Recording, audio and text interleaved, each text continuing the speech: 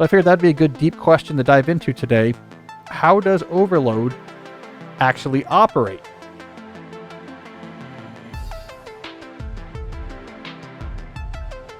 I'm Cal Newport, and this is Deep Questions, the show about living and working deeply in a distracted world.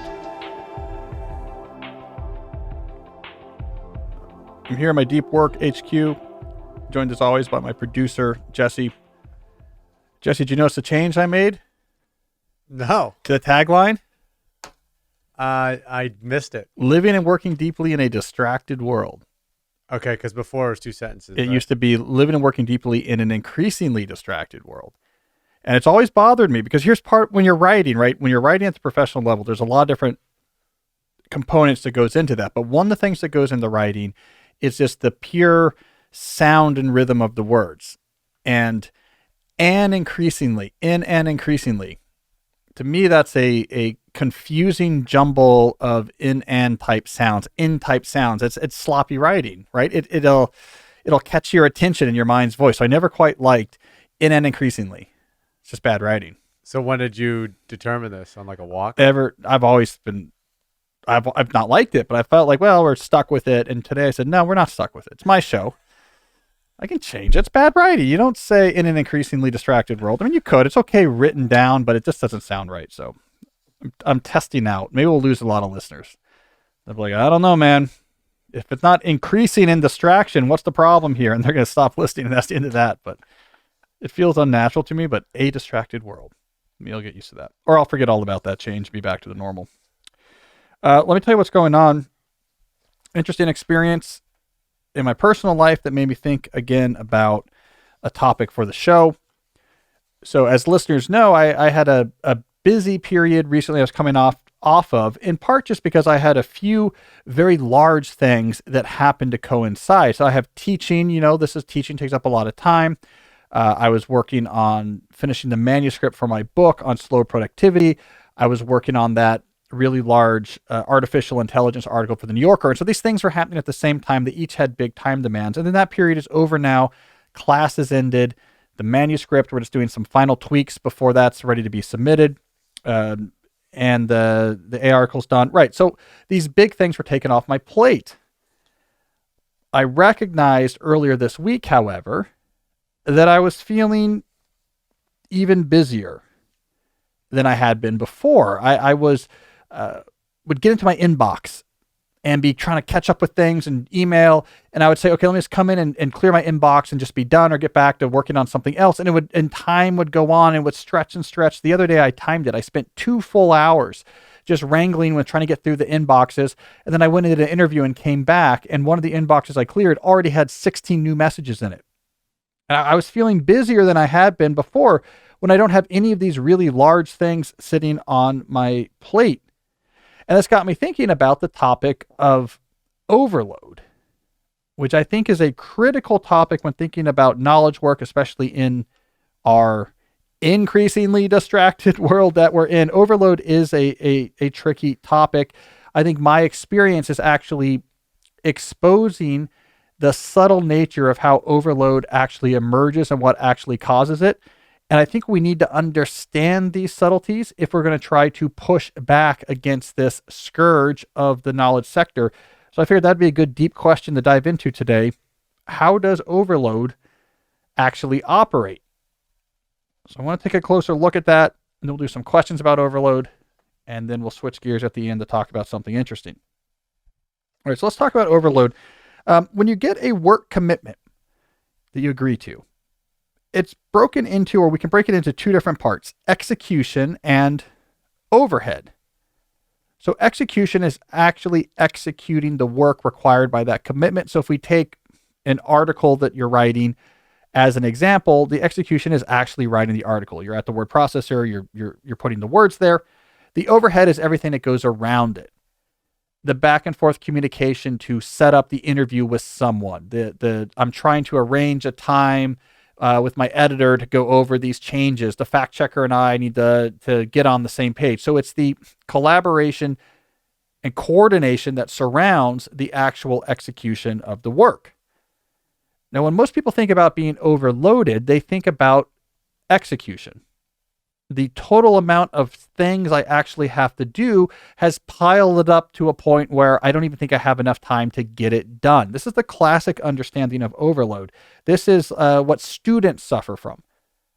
When they realize tomorrow I have to get this paper done, and I have this test, and I have to finish this problem set. And if they look at the actual work they have to execute, the writing, the studying, and the solving of the problems, the amount of time required to do that is more than they really have hours between now and when these things are due. So execution, if you have too much total execution to do for the time you have available, can create a sense of overload. In most knowledge work settings, however, we don't get anywhere near the execution demands being too large. The source of overload for a lot of knowledge workers actually comes from the overhead component. The coordination and collaboration activities that surround the work we do can fragment up, can muck up, can make hard to pass your schedule much quicker than the actual execution can. And the reason why this is partially the nature of the work, not the time required by it. Overhead often requires coordination or collaborations with other people. This requires back and forth interaction. I have to send you an email. Hey, what do you know about this? And you send back, I don't really know. And you say, well, maybe we should talk about it. And you say, sure, when are you free? And you say, well, how about Monday? And you say, well, Monday's not good, but maybe Tuesday or Thursday. Like, well, let me give you some times for Tuesday and Thursday. There is a lot of back and forth that happens. And as we talk about commonly on this show, back and forth generates context switching. I have to keep switching my attention back to this conversation every time I need to service or move this conversation forward. Coordinate overhead also creates just other landmines on your schedule, such as meetings. We should probably just get together and discuss this. We should probably hop on a call and just see what's going on about this. And now you have this part of your schedule where in the lead up to it, you have to wind down what you're doing, switch over and talk to someone, and then you have a period after a while to kind of switch your gears after that. So you start peppering your schedule with these meetings that overhead creates. That also makes it difficult, makes the environment difficult to pass for execution. So you can fill up a schedule, making it so that very little execution can get done. You can fill up a schedule with overhead much quicker than you can fill up a schedule with execution. Most of the things we actually do in knowledge sector jobs, if you add up the minutes or hours required to execute the core work, doesn't really take up much of your schedule. That's not the bottleneck. The bottleneck is we take the overhead for each of these tasks and we pepper it throughout the day. And then we pepper this overhead with that overhead with this overhead. It doesn't take much before you're never far from more emails to answer, more Slacks to get back to, and more meetings to jump from one after another. So I think the state of overhead saturation is the primary cause of overload. And it's what happened to me. There was different small work commitments that entered my sphere of responsibility throughout the spring. And I said, look, I have these big things I'm working on. I got to get this book manuscript in. I'm working on my courses. Let's deal with this in May once all that's done. And any one of these things in isolation is not that big. Any one of these things, if you add up the time required in executing the task, it adds up to a handful of hours. None of them are outrageous in isolation. Most of them are important. But they all got pushed to this period for after the big things were done. And even though the amount of execution work I put onto my schedule was incredibly manageable, the overhead was not. And that is why I found myself the other day spending 2 hours straight trying to triage and service these requests and conversations, and then went away for an hour and came back, and 16 more messages had shown up in my inbox. It's why I was finding days where it was meeting with 30 minutes here, 20 minutes there, not enough time to get anything done. It's why I was saying, why do I feel so busy when I'm not working on anything? I'm not writing any chapters. I'm not getting any drafts of articles done. It's overhead saturation. The overhead will kill you way before the execution gets close. So anyways, I was thinking about this when I came across an article in the Wall Street Journal, which I think emphasizes that my experience with overhead saturation is not unique, that this is actually a widespread problem in the knowledge sector. So I'm going to load this article up on the screen here. It's from May 9th in the Wall Street Journal. You can watch this if you want to watch and see the article as I have it up here on the screen. This is episode 248. So if you go to youtube.com/Cal Newport Media, or thedeeplife.com. Just look for the video for episode 248. If you're just listening, I'll annotate what I'm showing on the screen right now. All right, so here's this article. It's by Ray A. Smith from May 9th. The title is, Workers Now Spend 2 Full Days a Week on Emails and in Meetings. Pretty self-explanatory, so I won't dwell on this, but let me just give you the specifics here. This data comes from Microsoft. Microsoft is analyzing the activity of workers who are using their business applications, Outlook, Word, PowerPoint, etc. Because more and more of this software is hosted in the cloud now, Microsoft can actually watch how thousands and thousands of knowledge workers, what they're actually doing with their time on their computers. And they can actually put draw from a pretty wide variety of data points to figure out how are people spending their time. So they focused in on what they call the most active users of their apps. What this means is people who are primarily using Microsoft apps for their business software needs. These are the users you want to focus on for this study, because if the users are using other software, then that's not going to get picked up in the data. But if I'm a Microsoft shop, Microsoft now can really tell how do I spend my time. So if we look on the people that actually use mainly Microsoft software, what they found, as hinted by the headline, is that these users spent an average of 8.8 hours a week reading and writing emails and 7.5 hours logged into meetings. So that's going to be digital meetings, because that's what Microsoft would know about. That's 2 full days out of 5. 2/5 of all of your time during the work week is spent reading emails and being in meetings. Now, if you could guarantee that you would consolidate those into 2 actual days, I'll do that on Monday and Tuesday and to be completely uninterrupted for Wednesday through Friday, maybe I would take that deal. But of course, that is not how that time is distributed throughout your landscape of work. That 8.8 hours of reading email is spread throughout the 40 hours of your week in such a way that you always have to come back, and you're never far from having more emails to read. Same thing with that 7.5 hours of meetings. It's 2 hours of meetings spread out over 4 meetings today, 5 hours of meetings this day. It gets sprinkled and peppered throughout your schedule so you can get to that point of overhead saturation. We have one other data point here I want to point to. All right, so it's saying these figures don't include instant messaging, time on the phone, or impromptu conversations with workers. In all, the average employee spent 77% of the time they were using Microsoft software was spent in meetings, email, and chat. So that's the other data point here, is during the time where they were using Microsoft software, the majority of that time was talking about work. Only 43% of their time they spent using that software was for, quote unquote, creating things. Now, there's a bit of analysis here. I want to, this is subjective description, which I think is apt. Both workers and bosses complain that digital overload is hurting innovation and productivity, a sentiment echoed in numerous workplace studies. In a separate Microsoft survey of 31,000 people worldwide, nearly 2 out of 3 said that they struggled to find time and energy to do their actual job. So they struggled to find time and energy to do their job. Those people were more than 3 times as likely as others to say innovation and strategic thinking were a challenge. We have a quote here from the leader of the research team. People feel quite overwhelmed, a sense of feeling like they have 2 jobs, the jobs they were hired to do, but then they have this other job of communicating, coordinating, and collaborating. Folks, this is exactly what I've been talking about on this show for years. This is exactly what I just talked about at the opening of today's deep dive. It is the overhead of coordinating and collaborating work that is causing all of these problems with overload and the subsequent symptoms of burnout that we are realizing have become epidemic in modern knowledge work. And it is very important that we recognize it. It's overhead, not the work itself. It's the meeting about the report, not the writing the report, that's really causing problems. Now, once we understand this issue, I think it clarifies potential solutions. One of the big discussions right now, of course, is around artificial intelligence. We've talked about this on the show before. People are thinking, well, wait a second.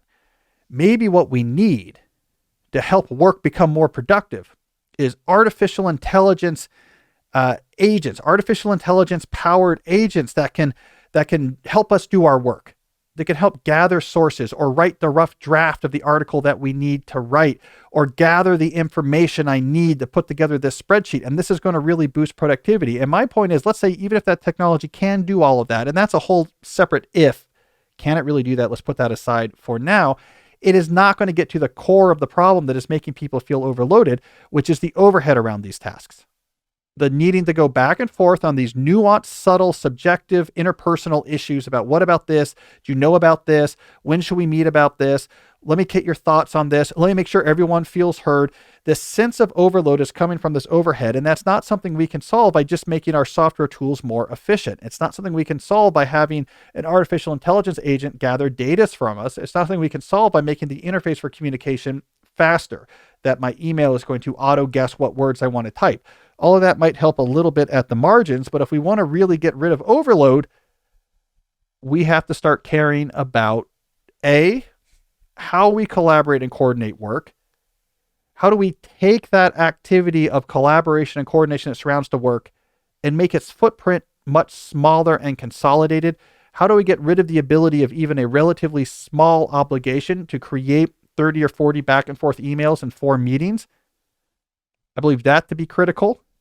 And B, we got to manage workload. We have to say it's not just how many hours is this thing going to take, but also what's the overhead going to be. A lot of overhead is unavoidable. So the secret is do less things at a time. I only have 2 things on my plate at a time. So now the overhead does not destroy my schedule. So I can actually execute pretty efficiently. And then those things are done and I can do 2 other things. And the overhead is small. So I can execute that efficiently and I get it done faster. And you know what? Those 4 things got done much faster than if you had put all 4 things on my plate at the same time. Workload management has to be a critical part of this solution.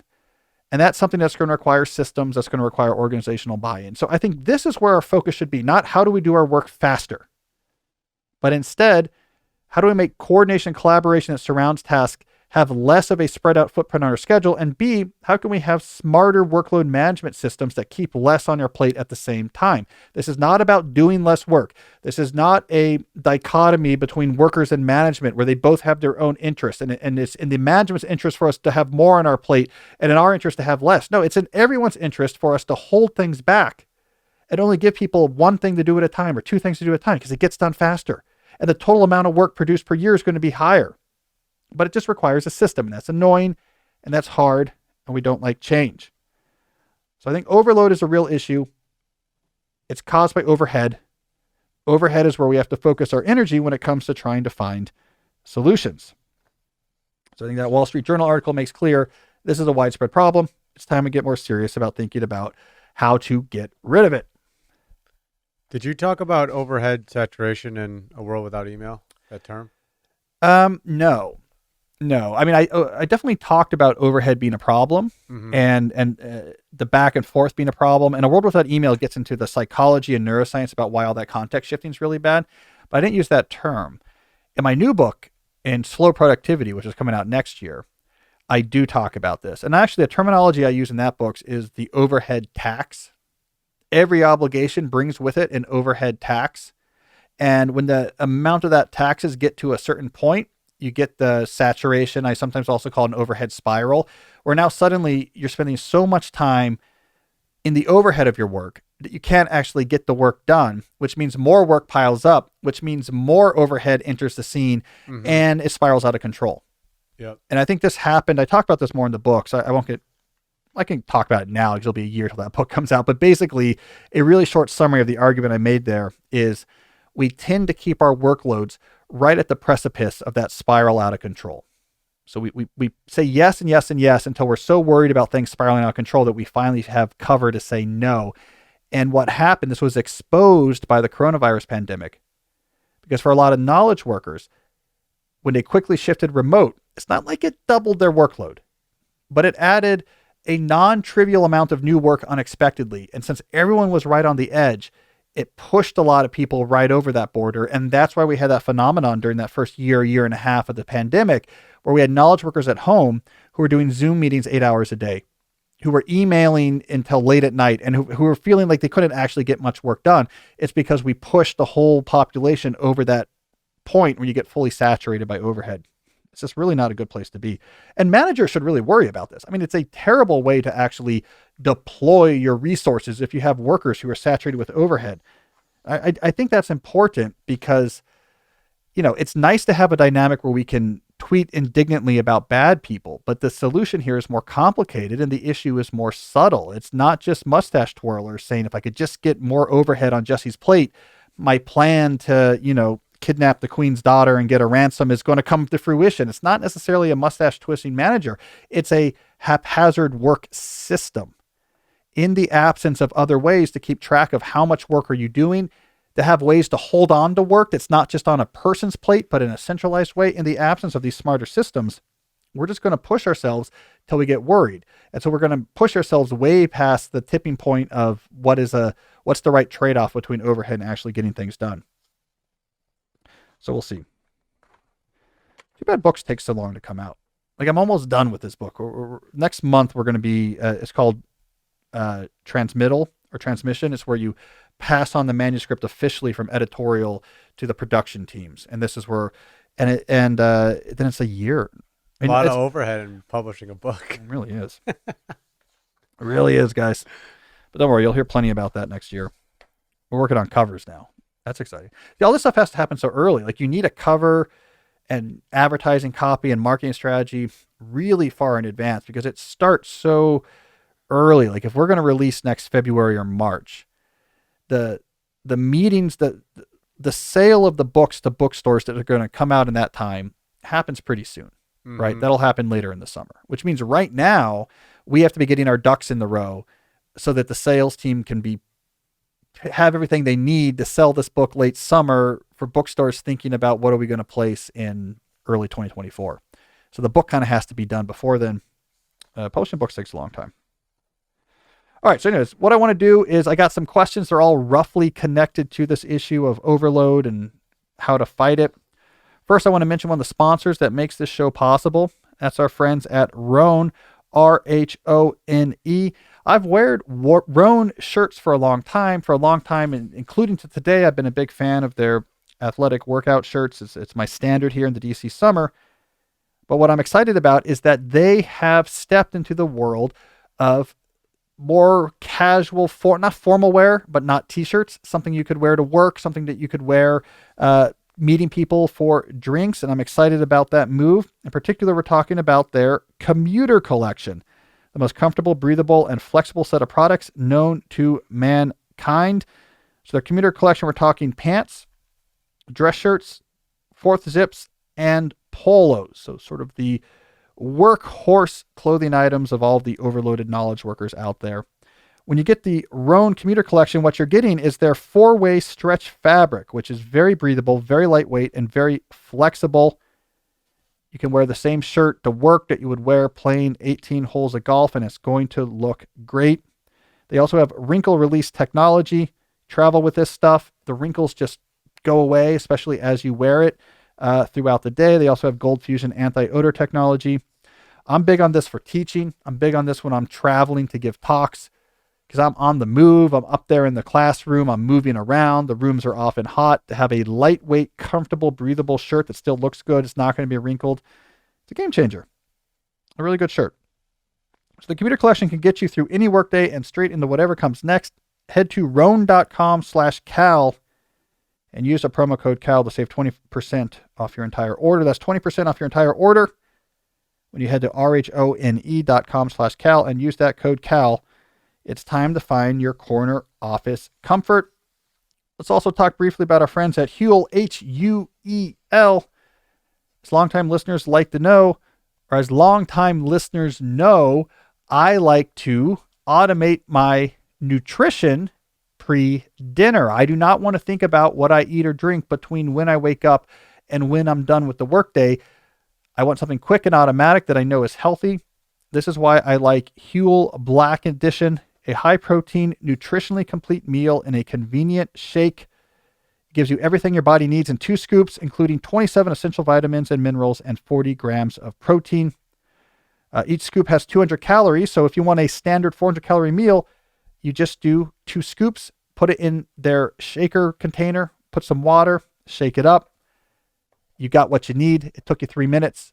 You're back in action. You can save your money investment, your thinking, your enjoyment of food, all this like I do for dinner when you're done with the workday and you can cook and spend your time. But when I'm in the middle of a busy day, I like Huel.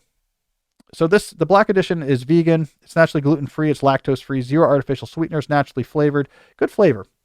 I like their standard flavor. Low GI, omega-3 and 6, GMO-free, palm oil-free, vegan vitamins D2 and D3. They have 9 different flavors if you want to experiment with what you like best. And it works out to be about $2.50 for a 400-calorie meal. So anyways, that's what I do. I Huel when I want to automate. Now, let's see, Jesse, do we have, here we go. Huel.com/questions. I was looking for the URL. If you go to Huel.com/questions, that /questions is critical because that's what will allow you to get a free t-shirt and the shaker you use to shake up your shake, get exactly the right amount of water in there and shake it up easy. You want to get those for free, go to Huel.com/questions when you sign up. All right, Jesse, let's get into some questions. Speaking of /questions, let's get into some questions of our own. Who do we have first? All right. First question's from Rachel, a 34-year-old executive assistant. I would love to know if you have an executive assistant, and if so, how do you work together? It's a good question, Rachel. No, I don't have a general purpose executive assistant. I do work with off and on special purpose assistants for particular projects or initiatives that are going on. So if I'm in the middle of a book publicity tour, I'll work directly with the publicity team at my publisher, and we'll have a system for how we coordinate to go back and forth. This summer, for example, so I'm spending this summer on a fellowship up at Dartmouth College, where I'll be teaching a course and doing a lot of public events. And there is a sort of a dedicated assistant there to help with the schedule, right? Because there's a lot of different public events and on-campus events that need some access to my time. And there's an assistant there I'll work with, and I'm working with her now to figure out what's our procedure going to be for helping to triage these requests and get them fixed on the calendar. So I've worked with assistants for specific things in the past, but I don't use a general purpose assistant. I've tried it, but I don't do it anymore. I have a couple of reasons here why I found general purpose assistants don't work for me. One is overhead is complicated. So as we talked about in the deep dive, a big component of knowledge work is to collaboration and coordination with other people that surrounds the actual work you need to get done. It's hard to outsource. It turns out for many things, this is nuanced, bespoke, building on particular relationships and knowledge that you have. It's not easily handed off to someone. You have to feel out who's the right person to talk to. You have to feel out their availability. It has to be appropriate that you're the one talking to them, so they'll actually consider the request. You're working with their calendar, trying to find times that works. You have to be the right amount of deferential where required. That's very subtle. And so a lot of times overhead or the back and forth of the information you need is so bespoke and interpersonal and subtle that it's hard to easily outsource. The second reason I don't use a general assistant is third-party gatekeeping annoys people unless you're in a world in which that is expected. So especially if you're someone like me who has to say no a lot, it's better that you just bite the bullet and say no personally than try to have some sort of third-party gatekeeper. I think it's just common decency and there's some respect you're showing the other person. I appreciate this. This is an interesting opportunity, but no. And when I'm saying no here, I'm talking about no to people that I know who they are. We're talking about opportunities that come across the transom where, I get these all the time. Hey, you need to invest in my thing or come speak at my thing for free or whatever. If it's over the transom, then you can just have a communication policy. Like, don't expect a response and you can just ignore it. But you don't ignore people you know, or that you've met, or that come from communities that you're a part of. They're part of your university community. They work for your company. They're a relative or a friend of a relative. And I think their third-party gatekeeping can be imperious. And I think it's nice to give that no directly.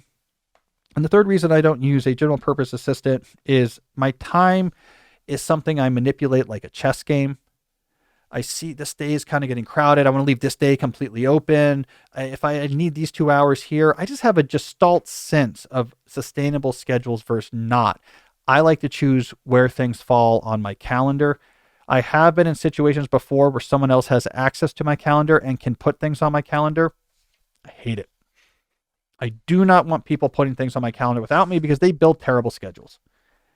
Now, I'll tell you this. Here's the way assistants feel if they have charge of your calendar. That they have been put into some sort of high-tech digital game show where the way the game works is the more stuff you can fit into this calendar, the more reward you're going to get. It's like How to Be or Who Wants to Become a Millionaire, that old ABC show from the early 2000s.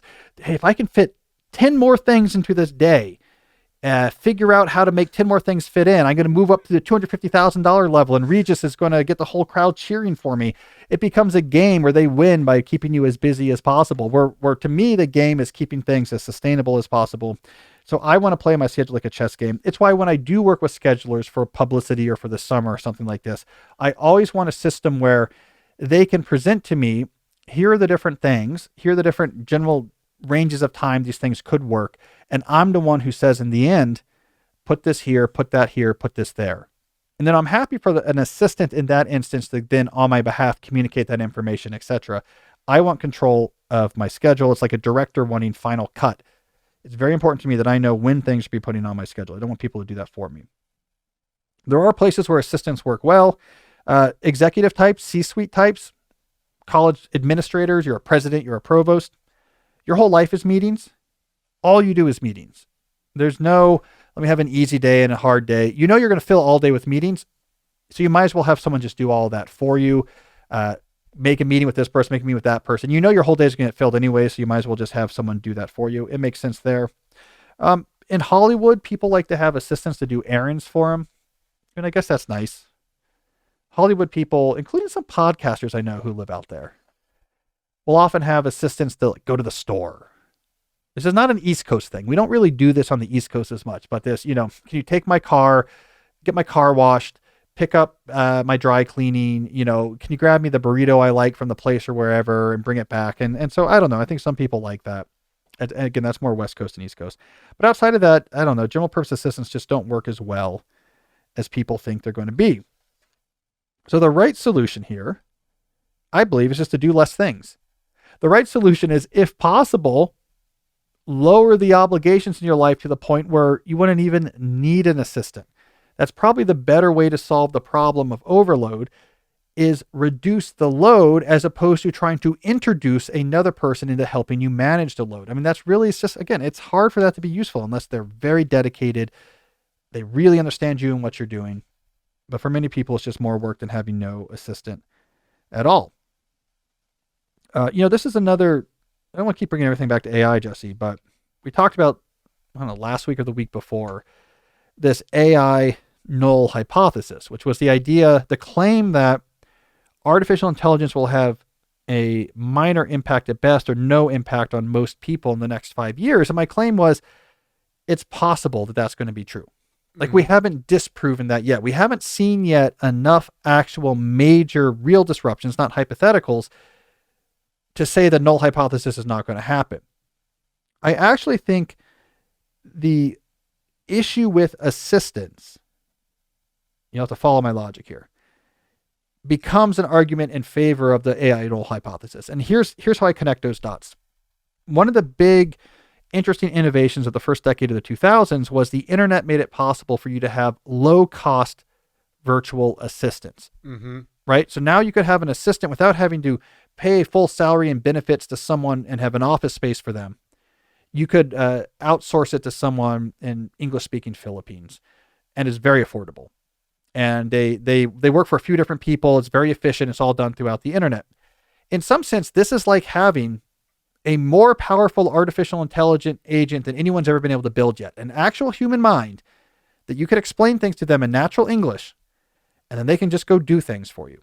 A real human mind that you can say anything you would type into a chat bot, you could send to your flesh and blood English-speaking trained assistant, and they could go do these things for you. And you know what happened? That industry did not take off. Because even though it was affordable, people had the same issues I just summarized here. It's too difficult. The overhead, it's nuanced, it's subtle. I need to talk to this person myself. I need to control my calendar. It takes me longer to explain this to you than to just kind of do it myself. It's not that hard to book tickets. You just click a couple buttons. I like to select my seat anyways. And so that virtual assistant market never took off. A real assistant who speaks English is way more advanced than any AI large language model that we have right now, or we can expect to have in the near future. So if even making that affordable, people who could afford it said this isn't helping my life much, it's an interesting data point. Yeah.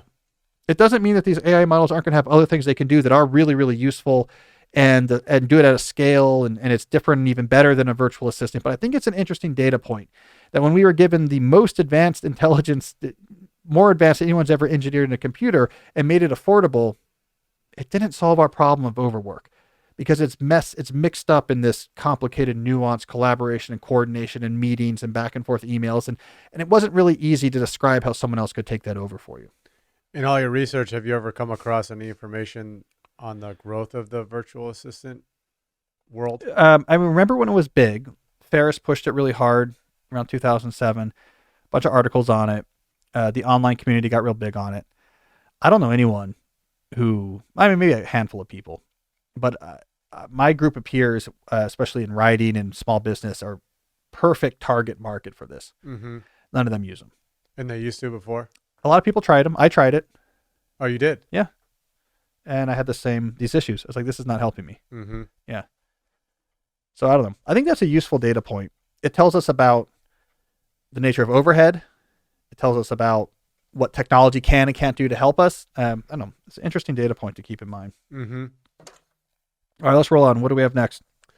Next question, Dave from DC. I work at a research center where everybody wears a lot of different hats, and projects are usually short-term, usually 6 months, and most of us are on a couple at a time. We have been given lots of tools to navigate through this: email, Jabber, like Instant Messenger, Mattermost, open source Slack, Zoom, and our newest addition, Slack. My supervisor read your book and then asked if anyone would like to make a communication policy document to lay out the ground rules on what a communication happens on what platform, so we don't get overloaded. I stepped up to make the first cut. Any suggestions? I thought this was relevant to today's topic because communication plays such a big role in the impact of overhead. And I mentioned one of the two ways for us to tame overload is to tame the way that overhead coordination, the overhead made up of coordination, collaboration, how that unfolds. If we could tame how that coordination, collaboration occurs so it doesn't spread out so much over so much of your schedule, that would help the overload issue. So writing a communication plan for your company or team could be a good way of reducing the footprint of necessary coordination and collaboration. So Dave, I'm glad you took on this challenge. Here's some random thoughts off the top of my head.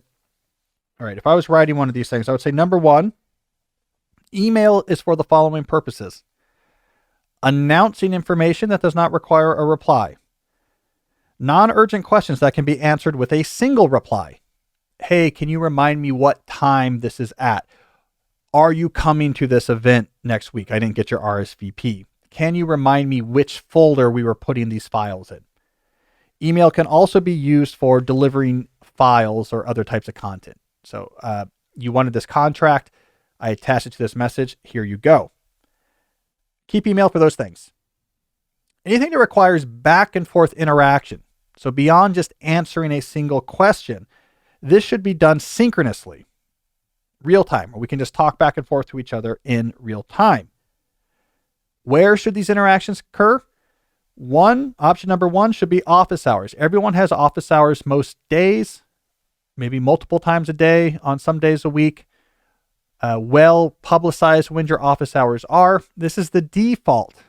If I have something I need to talk to you about that would require more than one back and forth, I will come to your next office hours and we can just talk about it. I don't care what medium you use to interact during office hours. It could be in person in the office. It could be on the phone. It could be on Zoom. You could just have a Zoom office with the office hours feature with the waiting room open.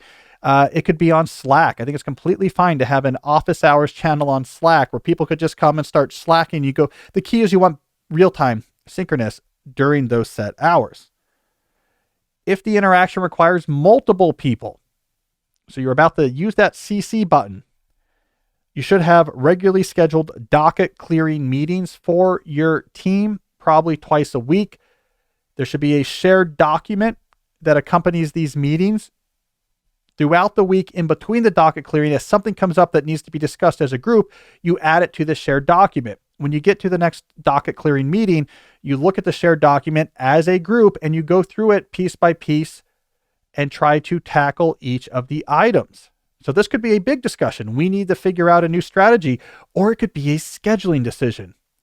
We need to set up a strategy offsite meeting. When is good? Let me type that in our shared document. At the next docket clearing meeting, there will be a point where we get to that. We say, okay, everyone, open up your calendars. Let's find a time right now. So if you need you would have used a CC'd message for that has multiple back and forth, wait till the next regularly scheduled docket clearing meeting. If all else fails, then you can go to the custom scheduled meeting. All right, you and I have to just set up a meeting to talk about this. We can't do it in office hours for whatever reason. We can't do it in docket clearing. Only then do you fall back on a normally scheduled meeting.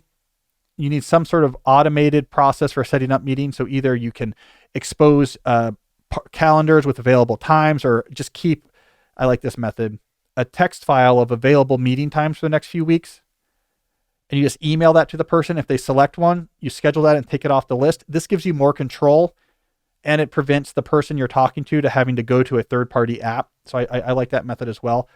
But if you're going to schedule a custom meeting, that too can't require more than one message and a reply. So we're never doing multiple back and forths over email. We're never doing unscheduled Slack. Everything happens during a planned time.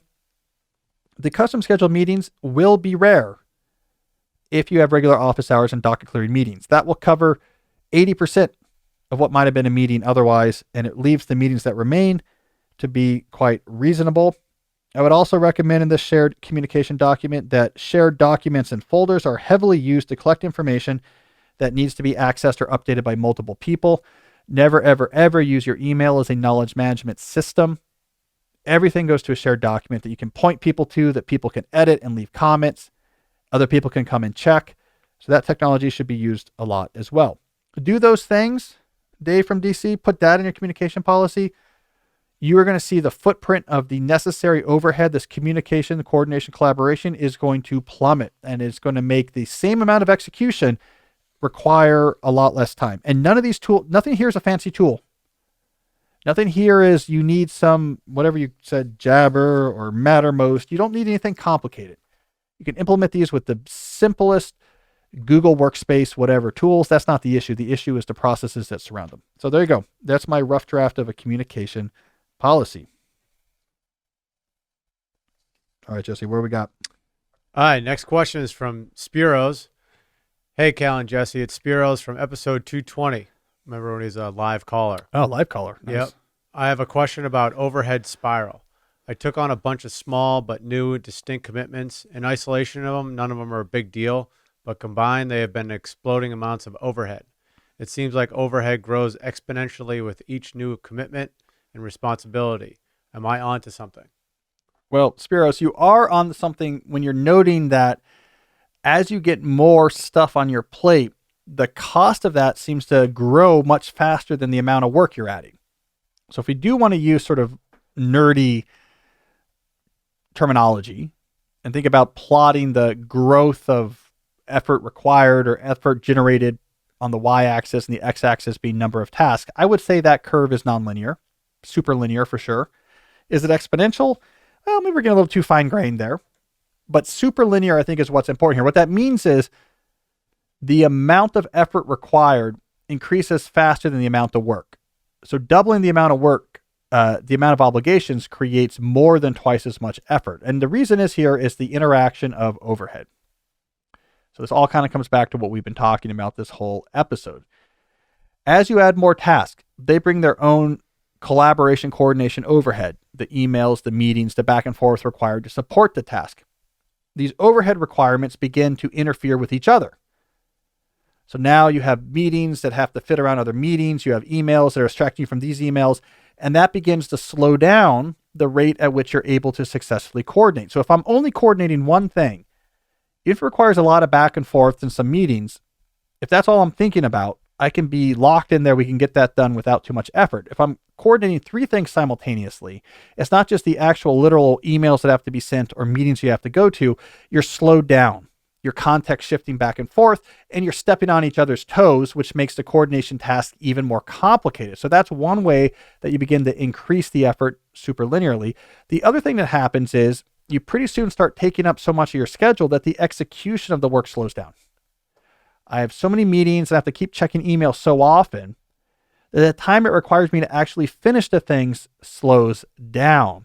And an interesting property of overhead is that it's persistent so long as the task remains open. So it's not like this work has 45 minutes of overhead, and once that's done, it's done.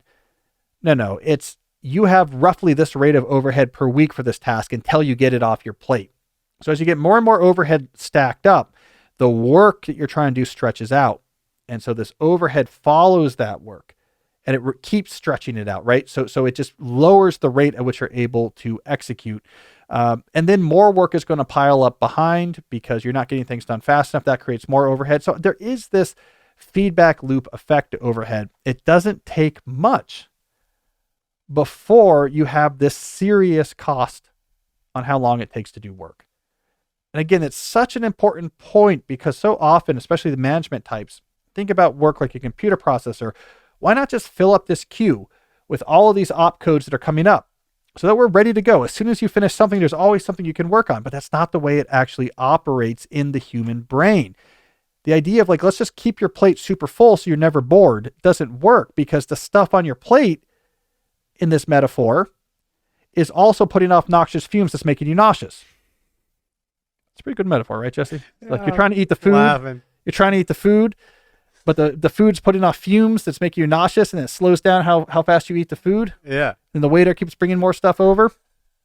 And I think that's what's happening here. And we're not taking that into account, is that it's not costless to have a lot of work piled up. The support of that work piled up, whether you're executing the moment or not, takes up your time, and then you can't execute as much. And so the actual rate at which you accomplish stuff really does go down. Again, it is an ineffective way to deploy cognitive resources. If we're going to be purely economic, to run a knowledge work sector by saying, let's just pile as much work as possible on your plate, and that way you'll always have something to do, makes no sense. You're robbing Peter to pay Paul. The rate at which actual work gets done goes down.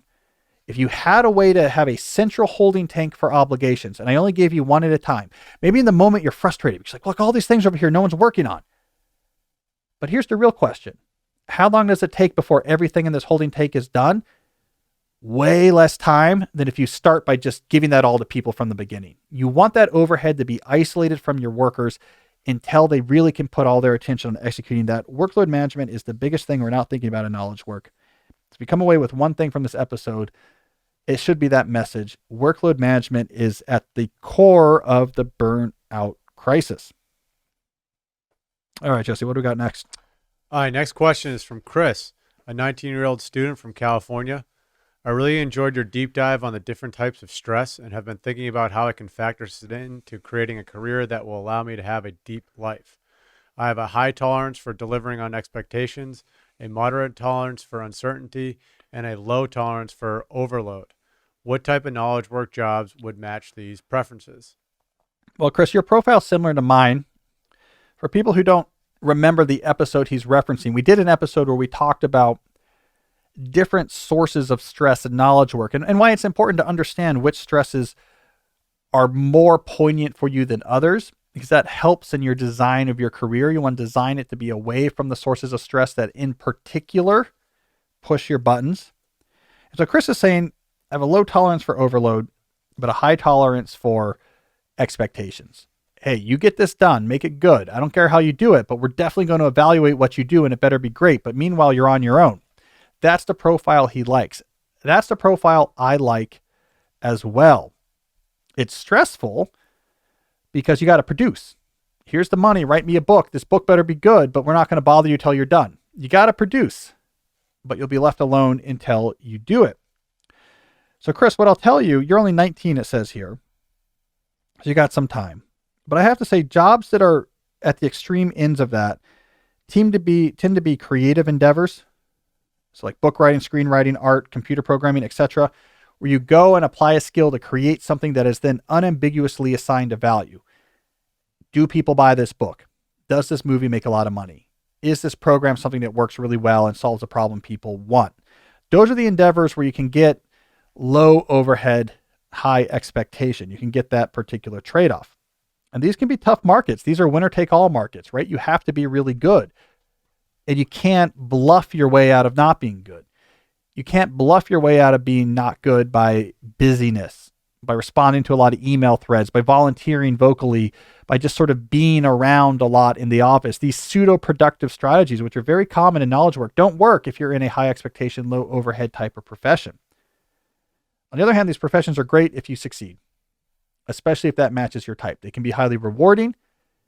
Winner-take-all market tends to reward the people towards the top, and it gives you that nice balance. So I'm telling you that you're going to have to really take some care to orient yourself towards one of those jobs. It is very difficult to take a standard knowledge work job and re-engineer it into a job with low overhead but high expectations for performance. Most jobs are essentially set up in such a way that they're not able to support that particular balance. So you have to be thinking as you come out of college, you have to be putting yourself onto a rarefied career track, probably focused on high skill creative production that makes that trade-off possible, which means right now you need to be focused on skill. Deliberate practice of the skills that matter, learning from mentors about how the industry that you care about actually works, what separates the good from the bad, making sure you're not writing your own rules about how you want that world to work, but figuring out how it actually works. That's what you should be focusing on now, because the paths that are going to give you that trade-off, as I've learned, are not very common. All right, let's do one more question, Jesse. Sounds good. We got a question from Megan, a 30-year-old preacher from Arkansas. What do I do after my deep work session? I have a job with incredibly minimal overhead, so shallow work is rare. After my deep work is done, I still have other projects I can work on, but is it effective to go beyond the deep work limit of 4 hours? So Chris, that's the job you need. Megan's. You need to become a preacher in Arkansas. I put this question in here in part because look what happens when, through whatever happenstance of the job construction, you strip out overhead. There's not a lot of coordination or collaboration you have to do. The amount of time it actually takes to do the key work well, it's not that much. 3-4 hours a day, Megan is delivering, it sounds like, everything she needs to. And so I want to, before I even give any useful advice to Megan, I just want to underline this idea that the actual amount of hours to produce a good amount of value is small. And most of what we do, like we saw in that Microsoft data from the top of the show, is servicing work with unnecessary haphazard complexity and schedule impacts. I think that's why so many knowledge workers are frustrated, because we know deep down, if we could strip away this haphazard, schedule destroying nonsense, the actual stuff we do that matters, it's going to take 3 hours a day. We're going to be like Megan. We're going to be wondering, well, what should I do with the rest of my time? Megan, for you in particular, look, you're getting the stuff you need to get done well. Don't add overhead in there. Don't add shallow work. You can add another endeavor onto your plate. Maybe it's a secondary professional endeavor. Maybe it's a serious personal endeavor, something in the community or in yourself that you want to invest in. But I would say enjoy it and don't feel guilty. You're working probably harder on stuff that matters than most of your really busy friends. You're just avoiding the nonsense stuff. And there's no valor in the nonsense. There's no valor in the 2 hours I spent in my email inbox. There's no valor in the let's just hop on a call and check in type Zoom where nothing actually gets done. There's no valor in that. There's no craft in that. That is just the side effect of approaching this type of work with very little structure or foresight into what makes sense. That's an accident. It's a car crash that we can't look away from as we drive past. So don't feel bad that you're only working 4 hours a day. That's more by far than what most people are actually probably getting done. All right, well, I want to talk about something interesting, switch gears, but before we do, let's briefly mention another sponsor that makes this show possible. That's our friend at Zocdoc. Zocdoc is the only free app that lets you find and book doctors who are patient-reviewed, take your insurance, are available when you need them, and treat almost any condition under the sun. You know, I'm of an age now where people I know have a lot of reasons to see various medical care professionals. As you get towards middle age, a lot of stuff goes wrong. I need a dentist. I need a dermatologist. Oh, my primary care doctor just left. That just happened to me, by the way. My primary care doctor is leaving the practice. So What's going on? Retiring? he's switching to like a concierge practice somewhere, but not near my house. So I'll be Zocdocking soon, right? But this happens, right? How do I find a doctor? And what we typically do is, I don't know, ask a friend and see if that person's available. They're not. They don't take your insurance. This is where Zocdoc comes in. It's an app that says, we've invented the internet. Don't we think we should use the internet to solve this problem? You're looking for a new primary care physician, Cal? Do a search for your area with your insurance for doctors who are taking patients. Pick a couple whose location looks good, and then read reviews from real patients. Oh, people really like this practice.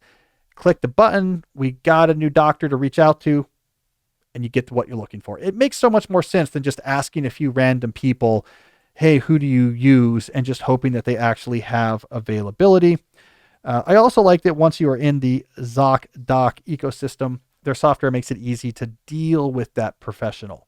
You can do paperwork and check in for your appointments and do stuff online or ahead of time.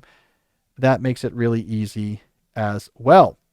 So go to Zocdoc.com/deep and download the Zocdoc app for free. Then find and book a top-rated doctor today. Many available within only 24 hours. That's ZocDoc.com/deep. Zocdoc.com/deep. Also want to mention our longtime sponsors at Blinkist. The Blinkist app enables you to understand the most important things from over 5,500 nonfiction books and podcasts in just 15 minutes. So you're interested in a book, if you subscribe to Blink, you get a short summary. Actually, if you subscribe to Blinkist, you get a short summary of that book called The Blink. It'll take you 15 minutes. You can read it or listen to it, and now you have all the main ideas. Interested in a long podcast interview? Hey, should I listen to that? Get The Blink, 15-minute summary of the main points.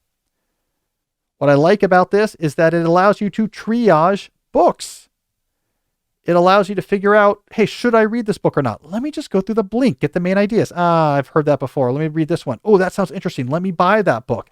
I think of Blinkist as a sidekick in trying to actually cultivate a deep reading life. That's how I use it. It's how Jesse uses it. Jesse, right? You keep your list of books that you're interested in reading. Yep. And then when it's time for you to buy a new book, you will take the things from the top of the list, download or listen to the Blinks, and use that to determine which one you actually buy. Yeah, just go to the app and read about, and then go from there. Now, are you a read the Blink type of guy or listen to the Blink type of guy? Read. You're a read the Blink type of guy. I'm a listen to the Blink type of guy because I have a lot of downtime where I'm, I don't know, folding laundry or commuting. And so it's like, great. I can listen to this Blink on the fly. Yeah, it's a good point. I should factor that in. But I read faster than I listen because you can kind of skim. Yeah. But so you're right. I guess I listen if I'm on my way to the car. Like, why don't I just like load up this Blink? I just heard about this book. Or I don't know if this is good traffic safety. You hear an author mentioned like on NPR. You're in the car. And then at the next stoplight, for sure, people, stoplight, the car's fully stopped. You can be like, let me just get the Blink for that book and listen to it. And just like right there in the car. I don't usually get all the way through the Blink. I usually can tell pretty quickly. It's pretty effective. Yeah. Especially if it's a book I don't want to read. The Blinks do a very good job of making that. Not that they're being negative, but it's just that they're clear. But I know what I like and don't like. And so like pretty quickly with a Blink, I could say, oh, I know what that book's like. Yep. Yeah. Okay. I've read that before. No, I'm not going to read that. So it's cool technology. They also have this new thing called Blinkist Connect that allows you to share your premium account with and get 2 premium subscriptions for the price of 1. So with Blinkist Connect, you can share your account with someone you think might like the service. So that's cool. So right now, Blinkist has a special offer just for our audience. Go to Blinkist.com/deep to start your 7-day free trial and get 25% off a Blinkist premium membership. That's Blinkist, spelled Blinkist, Blinkist.com/deep to get 25% off and a 7-day free trial. Blinkist.com/deep. And remember, for a limited time, you can use Blinkist Connect to share your premium account. You'll get 2 premium subscriptions for the price of 1. All right, well, at the end of the show, I often like to do a segment that I call Something Interesting. I just take a cool or interesting thing that someone email to my interesting@calnewport.com inbox, and we talk about it on the show. Today, I want to load up an article someone sent me. This came from the New York Times. The date of this article is April 19th. I'll pull this up on the screen. If you want to watch, go to youtube.com/Cal Newport Media. This is the end of episode 248. This article is called "The Future of Social Media is a Lot Less Social." The subtitle reads, Facebook, TikTok, and Twitter seem to be increasingly connecting users with brands and influencers to restore a sense of community. Some users are trying smaller social networks. Well, Jesse, I've been talking about this for many years. My very first article for The New Yorker in 2019 was titled, "Can Indie Social Media Save Us?" I've done quite a few podcast segments and articles since then. This is my view of the future of social media on the internet. Many more platforms, many more models for these platforms, subscription-based, not all just advertising-based. The idea, the appeal of these platforms is going to be more of a focus on particular niche audiences or topics. People are going to have a stronger connection to these platforms because of that. They'll actually know people on there. These connections will feel richer, and there won't be any particular dominant platform that people feel a social obligation that they have to use it. So this article is making that point, that as these existing platforms move more towards distraction, let's just get you information we think you want to see, people will go elsewhere for social connection. Now, I wrote a piece that got at the core of these dynamics. This was the New Yorker piece from last summer. It was called "TikTok and the Fall of the Social Media Giants." That was the core dynamic I uncovered in that article, is that TikTok, which has no real reliance on social connections or social graphs, it just feeds you content. You don't care where it's from. It just feeds you stuff it thinks you will like, and it learns from you to get better and better at feeding you those things. As TikTok got more successful, Facebook, Instagram, Twitter, they've moved their model towards that, let's feed you the most distracting possible information, because you get more engagement in the moment. It's a sugar high attention capture. By doing that, they made their platforms much less about people you know, or interesting people curating each other and extracting the sort of hubris cybernetic curation, trying to extract really interesting articles that are floating around Twitter, and became much more just look at this, look at that, look at this. Here's a nice look at this person moving in a weird way. Listen to the sound. Doesn't that sound really interesting? And by doing so, they got rid of any sort of first mover advantage. They got rid of any sort of hard to compete with social network based model that no one else can come along and replicate. And they're all just now purveyors of what they think is the most interesting possible information. That is, I argue, the precursor of that whole monopoly era of social media starting to crumble. In its stead will be many, many more smaller social applications and apps and networks. Meanwhile, the big money is going to be in these distraction plays, and that's just going to be flavor of the week. TikTok is popular right now. A year from now, it won't be TikTok. It'll be something else doing some other sort of crazy thing. Eventually, it'll just be some app that you plug a wire into your brainstem, and it just like makes you feel good. And then after a while, we realize we already solved this problem in the 60s. It was called heroin. We'll just cut out the middleman, and the only app we'll need is one we press and someone brings us heroin. Because that's kind of where these algorithmic distraction plays are actually going. The future of social media is a lot more like heroin. Be an interesting article. That's a hot take. Anyways, the New York Times is catching on to what I've been arguing is the unusual situation was the last 10 years. The unusual situation is where we only had 3 platforms that everyone had to use because it was too hard to replicate their underlying social networks. That's no longer the case. We long ago moved our personal communication to text messaging apps, and now we're going to move our digital acquaintance community communication to more bespoke apps. And I think that's all great. Just to kind of tell you what my favorite bespoke online social network group is right now. Yeah. It's not going to surprise you, the comment section of talknats.com. Yeah. And I've mentioned this before on the show, but I might want to write something about this because I lurk on these comments, right? It's a game thread for every game. And they all know each other. Like, hey, how was your trip to Florida? Like, I'm sorry to hear about whatever. And it's like a group of people, and I don't know, I'm assuming they're all upper middle-aged men. baseball fans with like time on their hands. They follow the games and they just talk back and forth with each other and they know each other and they narrate the games and here's what's going on in my life. And it's bespoke and it's probably like 100 people that are regularly involved. And I'm like, this is great. This is the internet at its best. Like I can't gather a bunch of dads to watch baseball every night, but like I could go on here and feel that group. That's like the future because it's also the past of digital social media. It connects you to people you otherwise wouldn't be connected to that share interest. You can together in an emergent fashion create a culture around your online gathering. There's no reason to have one platform that 1 billion people use. Mm-hmm. Do you ever chime in? I don't have an account. I should. I kind of want to write an article about them, like about this topic, as an excuse to just sort of, I don't know, hang out. I'm interested in who these people are. It's all part-time, the people who run the site. But they'll do a typical game, even a night game. So, the Nats just had a good road trip and they're in San Francisco. And so we're talking like 9:45 East Coast start times. You'll have 700-800 comments on the game thread. And it's just people, they'll stay up. They'll talk. So like the 100 have like a 7 apiece? Yeah. Yeah. They'll update each other. I don't know. I think so when I see that, I'm like, oh, this makes me feel good. When I go over to Twitter, I just feel really bad. So if I go to see like discussion on Twitter about the Nationals or something, then I just feel bad. There's always like some terrible, I don't know. It's too big. It's too big. It's like me and my friends want to like watch the game, but we're going to watch it like in the middle of Carnival in Rio de Janeiro with like 100,000 people around, and like everyone's drunk and like everyone, it's not natural. The Dunbar number's too large. So anyways, I like this. The future of social media is a lot less social. I've been saying that. Now that other people are saying it, I think maybe it really is coming true.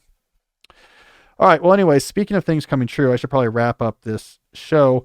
Thank everyone for listening. We will be back next week with another episode of the podcast. And until then, as always, stay deep.